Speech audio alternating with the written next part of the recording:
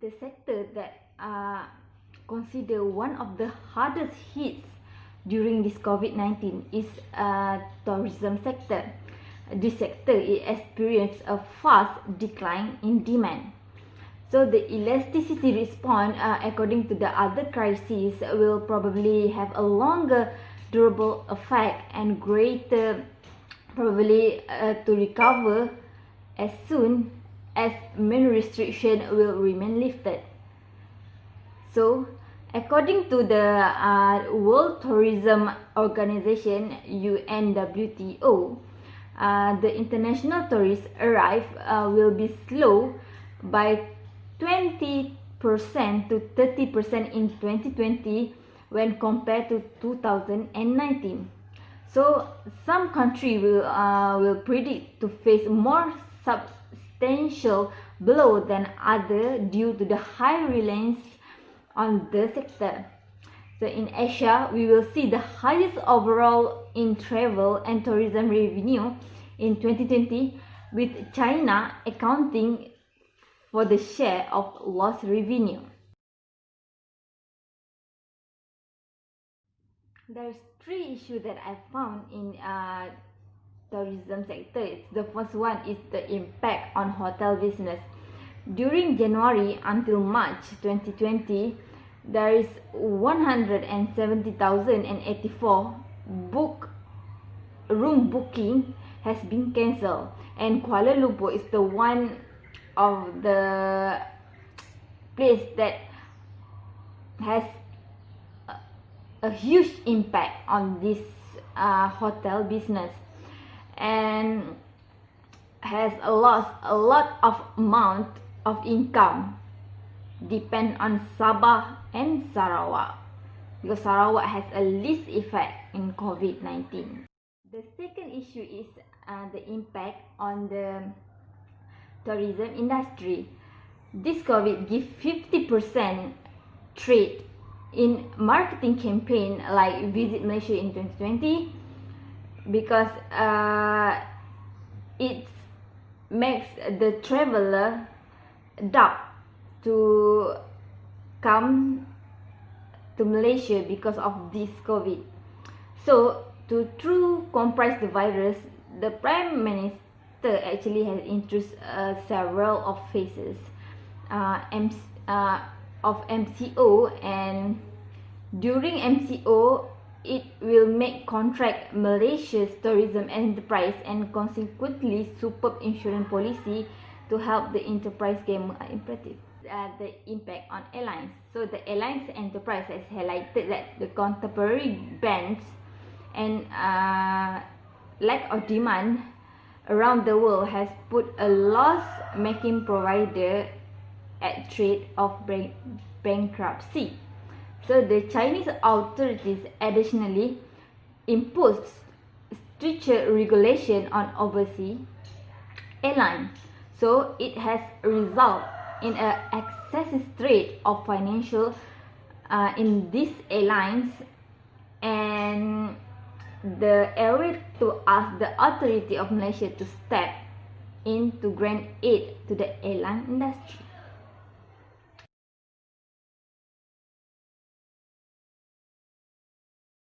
In the global economy, tourism is one of the most noticeable and growing sectors. These sectors plays an important role in boosting nations' economy. An increase in tourism flow can bring positive economic outcomes to the nations, especially in GDP and employment opportunities. The current study observes how the tourism industry support the economy and also increase employment. Okay, the TDGDP is the tourism direct gross domestic product. Is the sum of the part of gross value added generated by tourism, all industries of the economy that directly serve visitors. Data are shown as a percentage of total GDP. Question about the tourism contribution to employment before MCO. As we know, that tourism is one of the sectors that contribute to employment in our country. Tourism has involved many components like beverage, accommodation and transportation. which will lead to many job opportunities.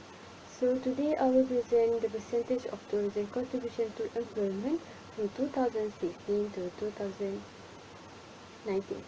So from the graph we can see that in 2016 the percentage was 22.7 and increased to 23.2% in 2017, and in 2018 it was 23.5%. It shows there was this trend towards the percentage of tourism contribution to employment.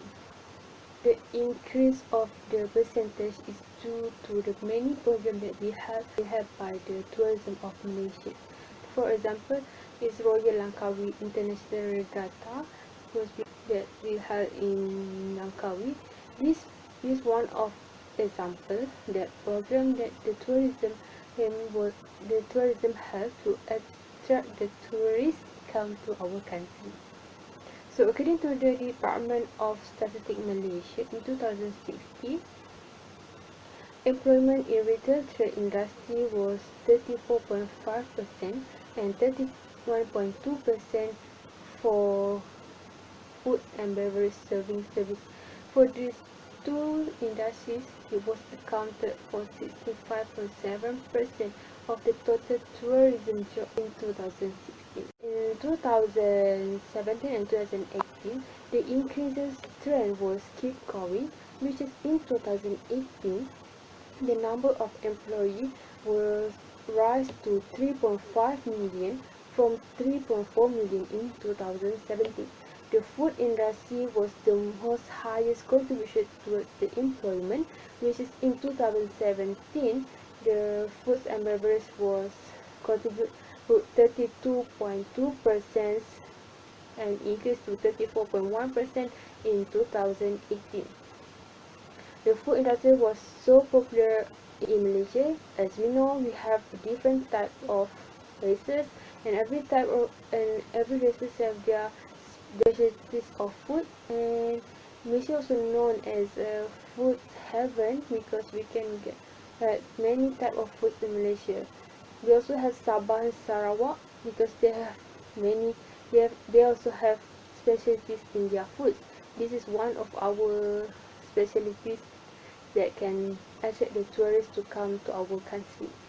So for the 2019, we assume that the number of employees increased due to the statement that we state in Tourism Malaysia website, which is the number of tourists 13.35 million for the international tourists, and recorded 6.8% growth in tourist receipts for the first half of 2019. So we assume the increase the number of tourists will lead to the increase of number of jobs. That's all for me. Thank you. Today I'm going to talk about the analysis of the tourism sector after affected by the MCO. So, according to my study, that the outbreak of the novel coronavirus COVID-19 has hit the nation's tourism sector hard with an expected loss of around 3.37 billion, and with the first 2 months of the year of 2020, as a result, Malaysia gross domestic product (GDP) growth for the year is to shrink 0.2 to 1.2 points, with a total potential loss of 17.3 billion. And the hotels are the part and parcel of burgeoning tourism industry, but now the accommodation business looks bleak, including those small enterprises operating budget hotels and homestays. And this is the table that shows the severity of the cancellation rooms. So the table shows that Kuala Lumpur was the top list in the table. The cancellation of hotels and hotel bookings has caused a loss of 23 million 21,301, and in revenue, and followed by Sabah, which suffered a loss of 11,550,605 in revenue. The state which has been least affected by COVID-19, Sarawak, as the total room cancellation during say a period of merely 76, with a loss of less than 23 million. The speed of cancellations in hotel bookings is expected to continue until MCO. So the local hotel sector is projected to lose 3.3 billion in revenue by June 2020. So as a result of MCO, which has been extended to 12 May 2020. So table 1 shows that severity of hotel room cancellation so in tandem with an statistic of room cancellations, workers in hotel industry in Kuala Lumpur has been the worst hit by the pandemic. From a sample of 17,826 workers, and 542 workers, equivalent to 3%, had been laid off.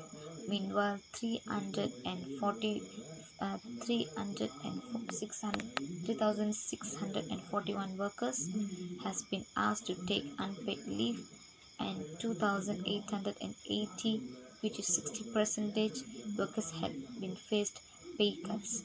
So a total of 17,840 hotels are room bookings during the period of 11 January 2020 until 16 March 2020 had been cancelled, which caused a loss of revenue amounting 68 million 19,364. The loss was directly attributed to the outbreak of COVID-19. That's all. Thank you.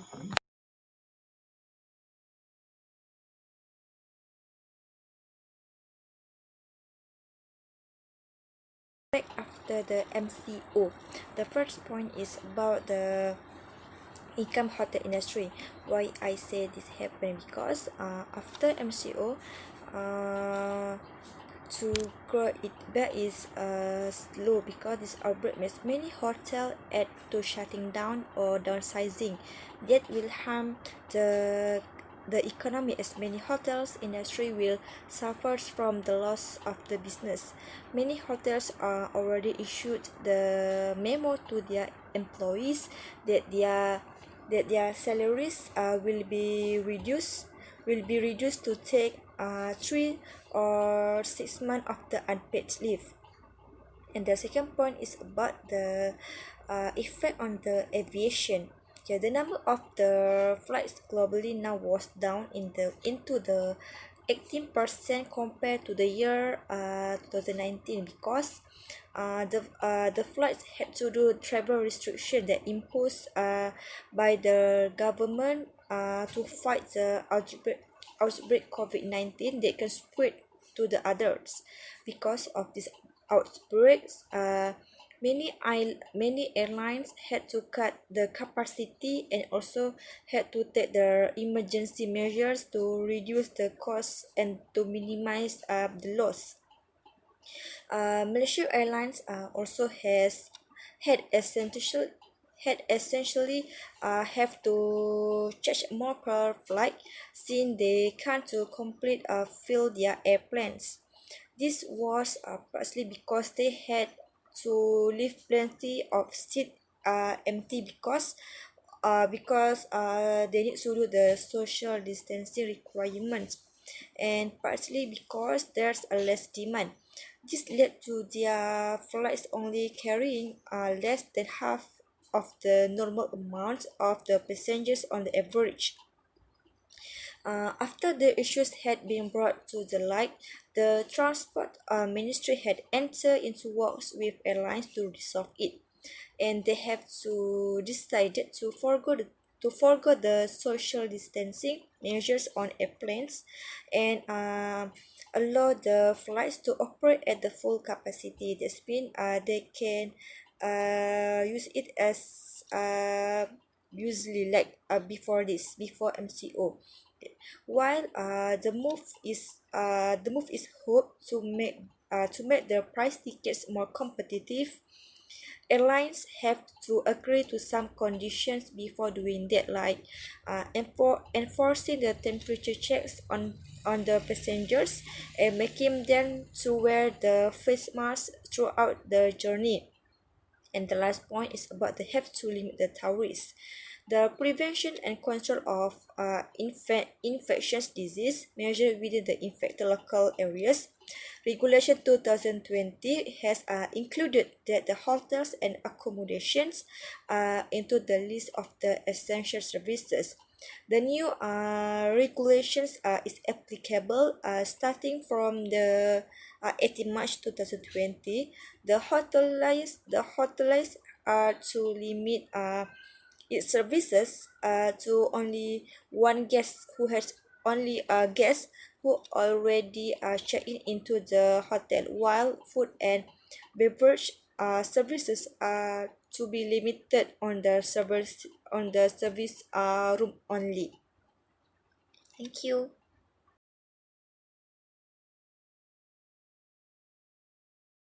Continue about the policy that will be implement due of the COVID-19.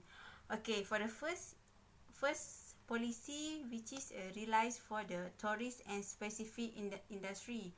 Actually, tourist sector benefit include double tax deduction on expenditure incurred on employee training costs, and then a 6-month deferment on payment of monthly income tax installment, as well as exemption of the hospitality industry from the service tax on lodging and related facility for 6 months starting in March 2020.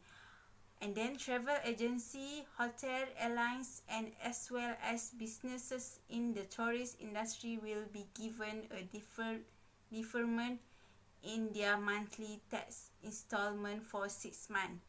Okay, second point, which is the electric and other discount.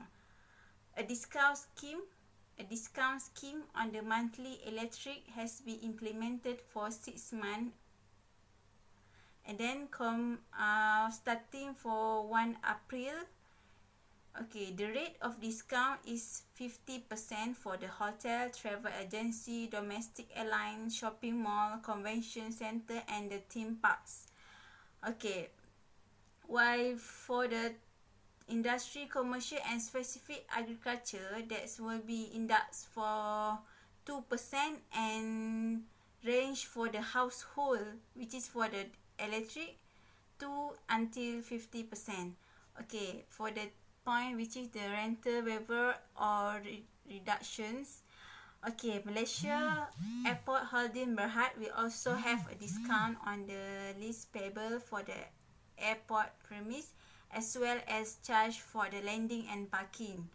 Okay, where the business premises are privately owned and landlord are not under any legal obligation. Okay, for this, which is they will have a reduction for the rental, but must for the private owner only. Okay, this starting from April until June. Okay, and for the last one is the reschedule of the loan. Okay, such reschedule loan consideration and moratorium will result in 100% stamp duty exemption. Okay, this starting from 1 March 2020 until 31st December. Okay, bank also encouraged to give corporate borrow similar to moratorium, and in this regard, ban that grant such moratorium will be taxed on interest income accrued in affected loan once the interest is actually received and after moratorium has expired. Is the way how we try to overcome the problem, but this solution is only suggestion from the other agency such as hotel, travel agency and others. Okay, I will divide the solution into three: short term, mid and long term. Okay, for the short term, which is the subsidy for the payroll, as we know that hotel industry in Malaysia has a demand subsidy for the government at least RM1,000 per employee per month for employee earning less than 40 ringgit monthly until the end of the year. This because the industry feel that they will be alone to retain their worker and back to the industry. Okay, and then for the second, which is midterm, they ask and they give a solution, which is the revision of the Tourist Tax Act 791 from 2017. Okay, for the this part, which is that the industry has requested that Minister of Finance review and lower the tourist tax from the exist from 10 ringgit to RM 1 ringgit per room night to stimulate the arrival and spending of the foreign tourists in the hotel industry for the years 2020 and 2021. The industry thinks this will be seen by visitors as a positive change and they will see Malaysia as the tourist-friendly foreign destination. And for the last part, which is the long term, the solution is the which is the tourist management and tourist economy, which is the Malaysian tourist and hospitality industry will give a benefit if the government will consider a public-private for the tourist management partnership, especially for the promotion and marketing activity. For both industry member as well as academic in Malaysia tourist study agree that this is oversupply of legal room on the Malay market, and this oversupply can create even more problem for the industry following this pandemic. And last one, I hope with the suggestion that and solution, this is actually can help us to gain to increase tourists. Thank you.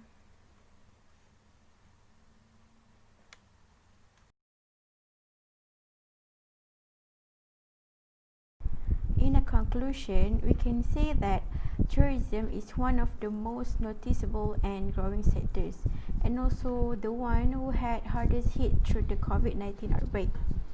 So before the implementation of Movement Control Order MCO, tourism sector can always create a new job opportunities to help the government and the Malaysian people. But after the implementation of Movement Control Order MCO, this tourism sector is experiencing a complete loss relative to other sectors because people can go anywhere. They don't have to go out during the MCO if do not have important things, because it is one of the control of the COVID-19 from spread. So in order to face this problem, government has taken some assistance such as economic stimulus package announced on February 27, 2020, was intended to alleviate the immediate effect of the pandemic on tourism industry.